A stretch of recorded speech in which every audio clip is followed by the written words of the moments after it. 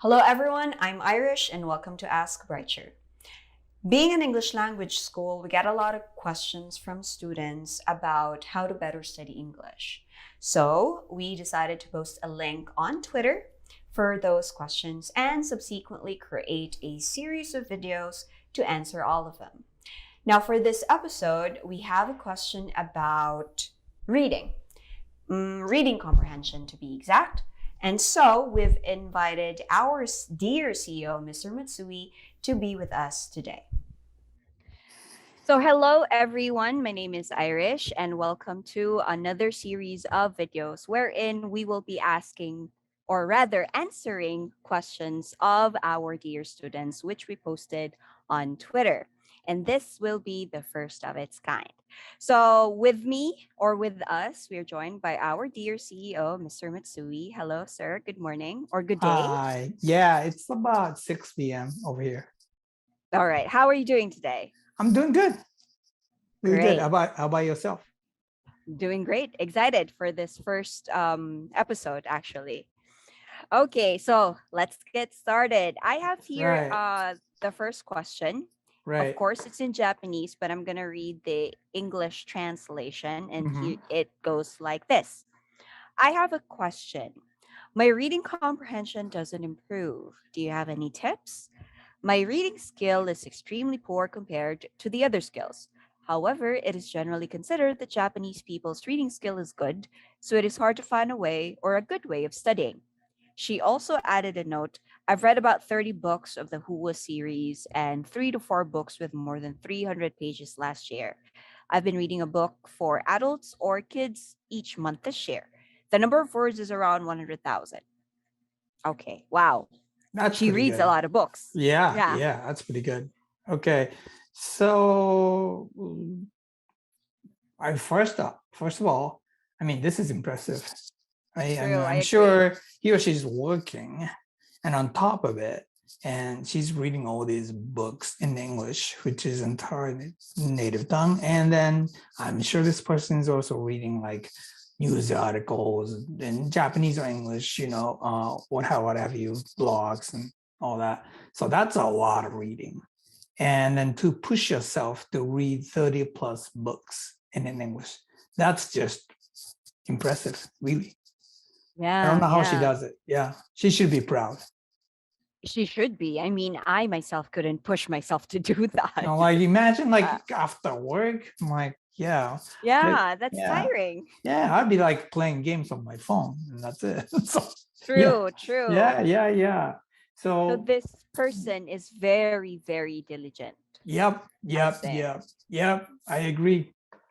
All right. So reading tips. So first off, I want to say that, he mentioned that the reading is considered to be like the like one of the proficient skill amongst the Japanese English learners, something along that line, compared with other skills, that is. But I don't think it's true at all.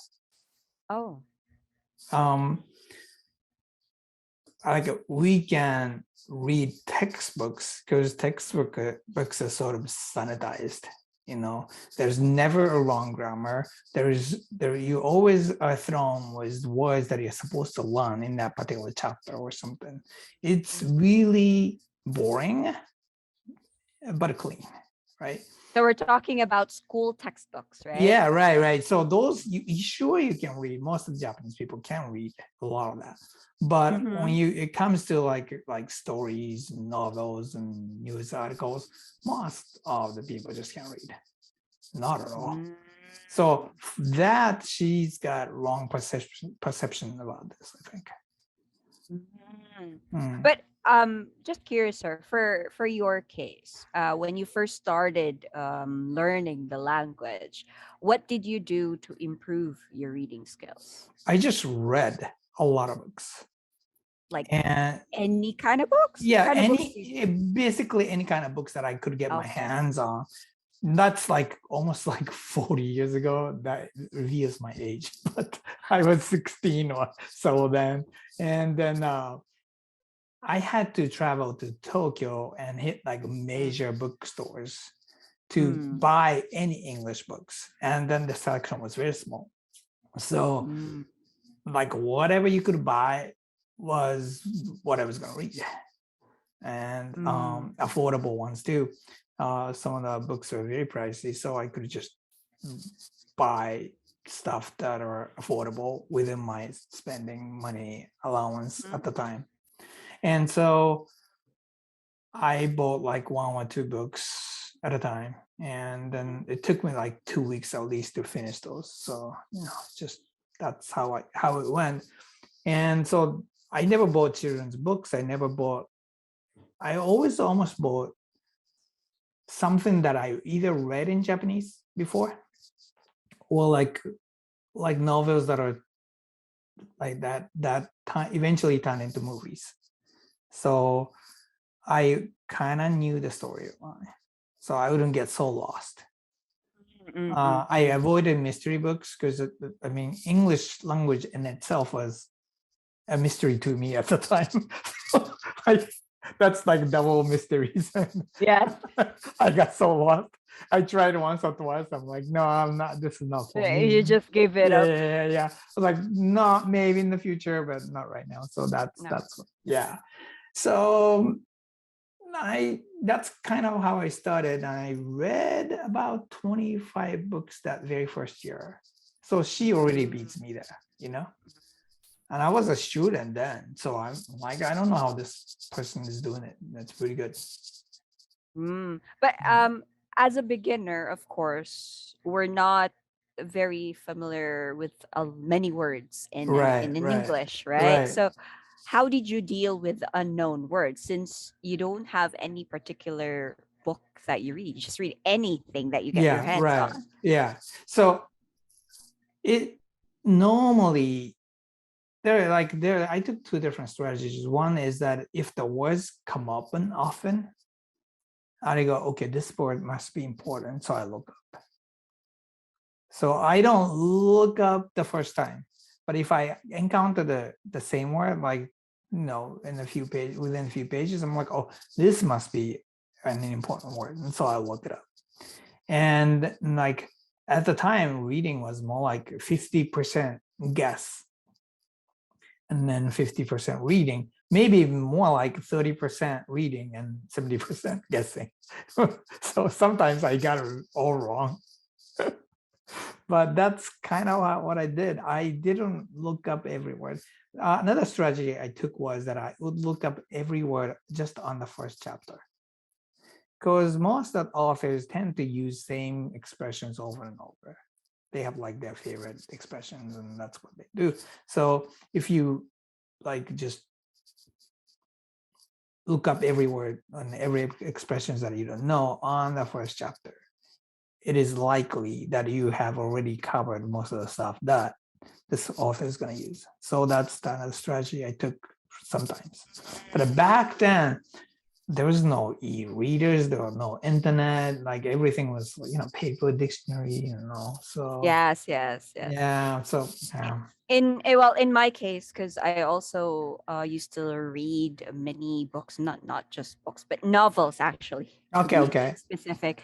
I used to read a lot of novels when I was younger, and when there's a word that I don't know, I read the entire sentence again or the entire paragraph again. So I look for context clues. Right. And most of the time it works for me. Yeah. But sometimes when I don't get it, I either highlight the word or I write it down on anything, a notebook or a paper. Okay. And then just look it up later. I see. So not at the time of reading, but later. No, because when you're so engrossed with the book you're reading, you don't want to leave it, right? Yeah, true. You just wanna, you just want to continue reading, whether if you understand it fully or not. So that's what I did. I just wrote it down, and then when sometimes when I finish reading the book, I look up the word. Sometimes I forget the word that I wrote, but at least I wrote it down someplace so I can remember it, because I'm a visual learner. Okay, so let's say you tend to remember things. Okay, so let's say you write down the words and then you look them up. What did you do with the words? Like, did you actually try to use them, or what did you do? Yes. I actually try to use those words Okay. in regular conversation. If there's a chance, of course, it's Mm, impossible for me to remember all the words that I've written. I right. just choose one that I think is more applicable in my life or could be used most likely to be used in my life. Mm-hmm. So I remember that word, and whenever a scenario or situation comes up that I can use that word, I automatically use that word. Cool. So just one word, yeah. Yeah, that's cool. I never really tried. I should have tried that. I didn't even write down the words. It I'm was like, very useful for me at that time. okay. I would just look them up. And because I was still a teen, my brain power is a lot higher than so very often I was able to memorize the words right then and then. But of course, sometimes I failed, but um, I would say probably like 70 to 80% of the time I memorized right then and then. But that eventually just started not working as I got older. But by then I knew enough words that I didn't really have to look up anymore. So it kind of worked. Yeah. Well, in my case, I'm always forgetful, even when I was younger. So I write things and I just remember at least one word.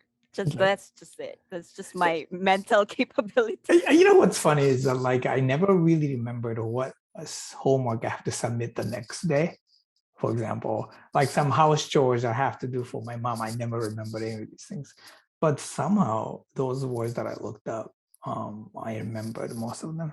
It's very, very weird to come to think of Which it. is exactly the opposite of me. Okay.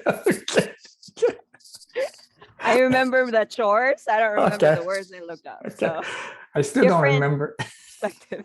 I don't still remember any of the chores I'm supposed to do. Well, Okay. anyways, about books. Is there? Well, what's this? This student, she reads like a ton of books in a year, right? Mhm. So for you, sir, how many books would you advise this student to read per month? I mean, like as many as she feels comfortable with, right? Because you don't want to push yourself too hard and burn yourself down. That happens, right? Because you get burned out. And there are times I try to read a lot of books, but you cannot read only so much, right? And then after that, it becomes a job. It's not hobby anymore when you try too hard. And like when I was right after I graduated college, I decided to like read something like 50 English books a year or something like that. And then, but I got full-time job. Like, so how am I supposed to do that, really? And that became a job. Like, it's like, oh God, I have to read. I haven't read today, that kind of stuff. And after like a year, I was like, oh, screw this. And I stopped. And so I would say like keep the pace that you feel comfortable with. Not too hard, not too easy. And another thing is don't stop. If you stop, it's much harder to restart. Like dieting, for example, you stop, it's so hard to restart. Guilty. So don't stop. That's what I would say. Yeah. Rather than like shooting for a particular quantity. Yeah. What advice would you give? Well, basically the same as you, sir, because I think I already mentioned it a while ago. I'm the complete opposite of you, sir.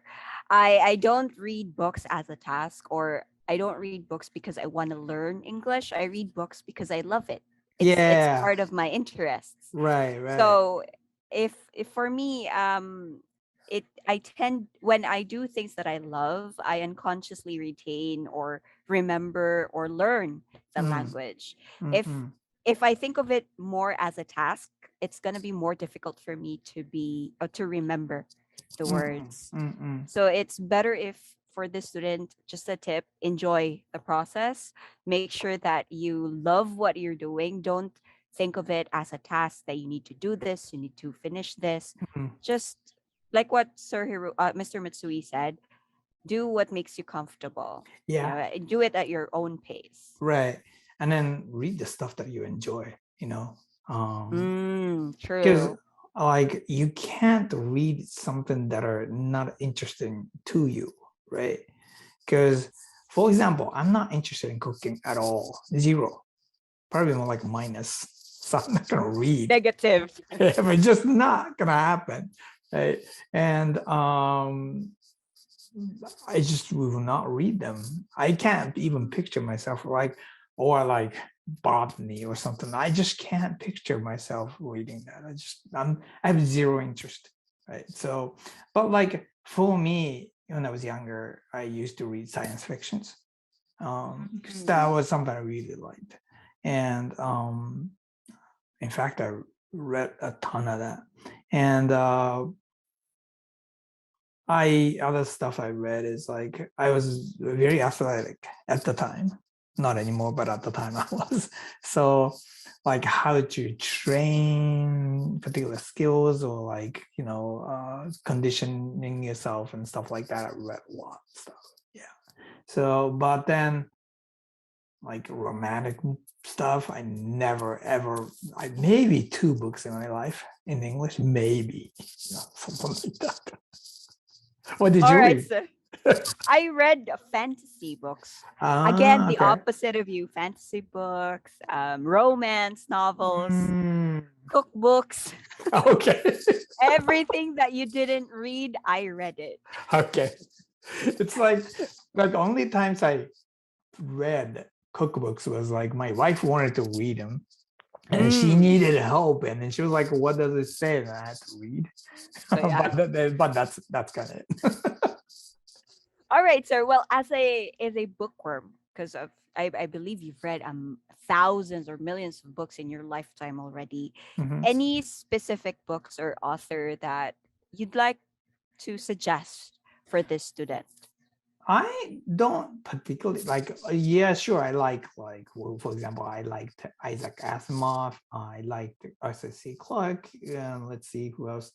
Uh, Malcolm Gladwell is another one that I really like right now. In fact, I donated many of my personal books to Brighture just so that you guys or the students can read. Those are the like 3 authors I like. I have other authors that I like, but I think the key is to find the author that you like.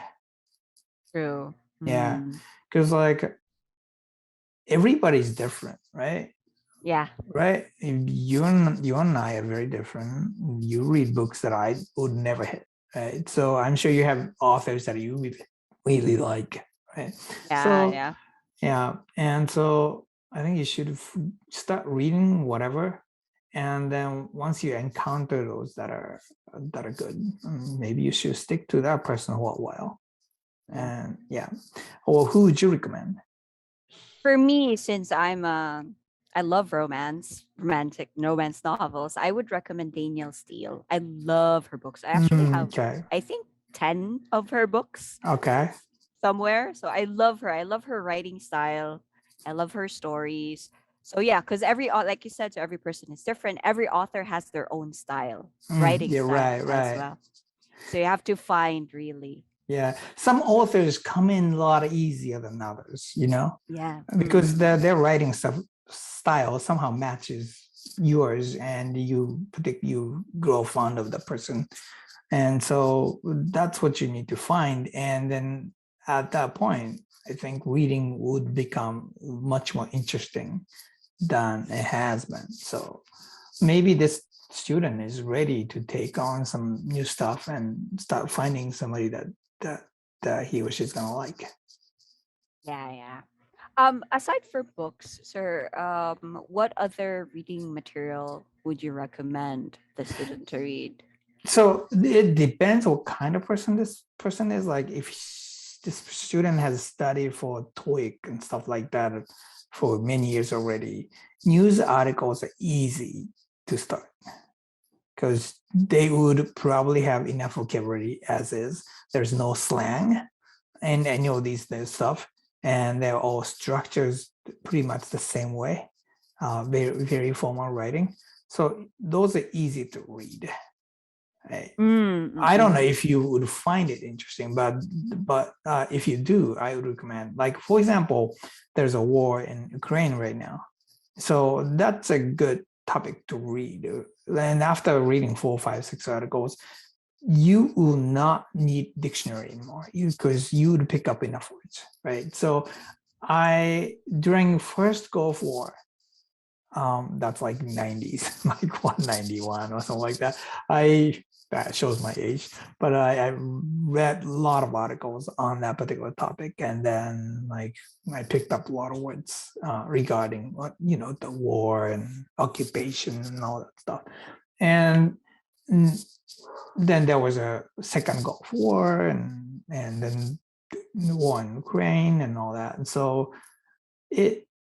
by then I had broad enough vocabulary that I could pretty much read anything without ever looking up.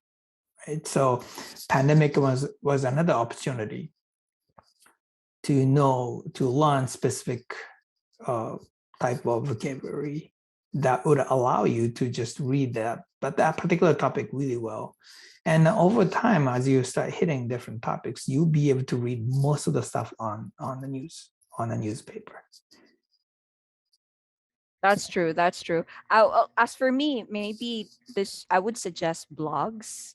Those are less easier probably to understand than articles, because articles have like you said, it's very formal. It's so they have jargons. They use jargons. Yeah. For blogs, it's more like freestyle writing. Right, and much casual too. So yeah. I read stuff on Medium.com. They have all kinds of like blog posts. Some are just totally stupid, but still like it's a good way to get started, I think. It has like a built-in AI, so it would pick the articles that would suit you. So okay, that would be great. So that student can try that, medium.com. Yeah. So it recommends articles about aging to me all the time, and I hate it. It's like, I read enough of these already. Come on, stop. Okay. That's really modern technology. Yeah, seriously. Yeah. All right, sir. Any final tips for this student when it comes to reading comprehension? I would say be confident. I mean, this person is already doing great, right? And so enjoy reading. And like I said, find your favorite authors. That's when reading becomes much more interesting, much more entertaining. Any final tips from you? Well, since this student has read like a lot of books already, she could maybe try to reread the books she has read. Good before, idea. Good idea. Right? So that, because she said that her reading comprehension doesn't improve, but if you've read a lot of books, you can't really feel that you have improved if you're reading the same kind of books. True. So change it up a little bit, maybe reread the books you've read or try other things like articles, other genre, because the student mentioned that reading adults or kids books. So maybe try another type of reading material and see if she could understand that what's written. Okay. And of course, enjoy. You know what? Reading the same book again, going back to this books that you read like 6 months or a year ago, is a great idea. I've done that. Oh. And because I had the same issue, like I'm not improving, that's how I felt at the time. So I went back and read the books that I read like very early on, and magically I was able to read like at least 3 times faster. And then plus I actually understood the story this time, and then realized that I wasn't getting it the first time. But I was like, whoa, this is not hard at all. Like, what's so hard about this?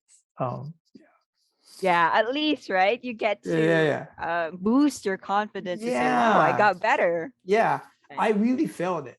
And so that kept me going. That's great. Yeah, so that's a good tip. I would highly recommend that. Yeah.